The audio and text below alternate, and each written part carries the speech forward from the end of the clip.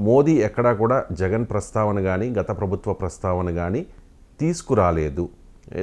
ఇది దేనికి సంకేతం సార్? రెండు కళ్ళ సిద్ధాంతమా? ఒక పార్టీతో పొత్తు, మరో పార్టీతో సంబంధాలు ఎలా అర్థం చేసుకోవాలి? అంటే రాజకీయాల్లో రెండు పార్టీల ఎజెండాలు వేరువేరుగా ఉంటాయి.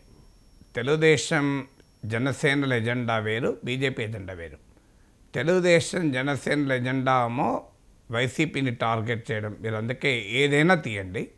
పోలవరం జగన్ విధ్వంసం చేశారు, అమరావతి జగన్ విధ్వంసం చేశారు. ఇది నిజమా కాదా అనే చర్చలకు నేను వెళ్ళడం లేదు. అందరికీ తెలుసు అమరావతిని జగన్ ఎలా భ్రష్టు పట్టించాడని సంగతి నేను కొత్తగా చెప్పాల్సింది లేదు. సో అందువల్ల చంద్రబాబు నాయుడుకు జగన్ శత్రువు కావచ్చు, బీజేపీకి శత్రువు కాదు. అందుకే మీరు ఒకటే మాట మాట్లాడు, గ్రహాలు తొలగిపోయాయి అన్నాడు. ఎక్కడ అమరావతిని విధ్వంసం చేశారన్న పదం కూడా వాళ్ళే. జగన్మోహన్ గత ప్రభుత్వం అని జగన్మోహన్ పేరు చెప్పకుండా కూడా మాట్లాడచ్చు. ఎక్కడ మాట్లాడలేదు, మీరు గమనించండి. చంద్రబాబు నాయుడు రావడంతో గ్రహాలు తొలగిపోయాయి అని స్టేట్మెంట్ ఇచ్చి వదిలేశాడు.